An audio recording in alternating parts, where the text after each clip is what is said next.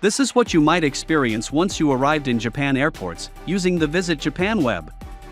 Once the plane is taxiing to the airport terminal, get ready to connect to the airport Wi-Fi.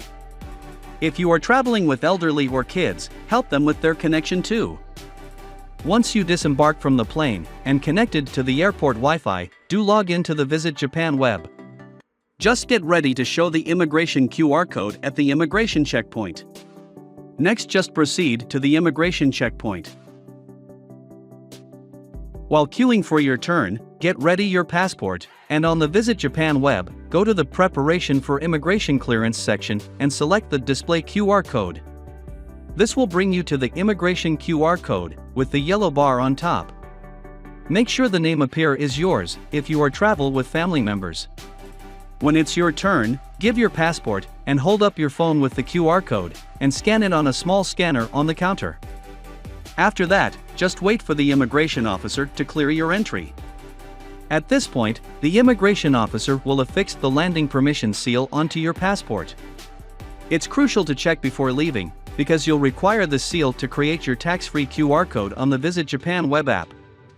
This QR code will enable you to make tax-free purchases by simply displaying it, eliminating the need to present your passport.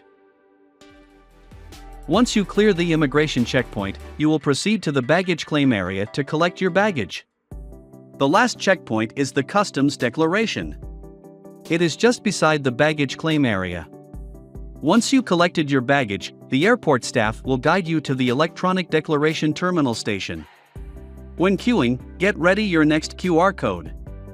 On your phone, go to the Preparation for Customs Declaration section and select the Display QR code. Or, if your screen still remain on the previous immigration QR code screen, just select the Customs Declaration QR code below your name.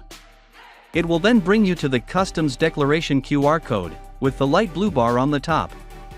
Make sure the name appear is yours, if you are travel with family members. At the station, follow what is shown on the screen, and proceed accordingly, and scan your last QR code on the machine. Once you have registered on the station, you will then proceed to the electronic gate. When queuing for your turn, if you still wear a mask, you should take off first, so that the electronic gate machine can scan your face and open the gate for you to pass through.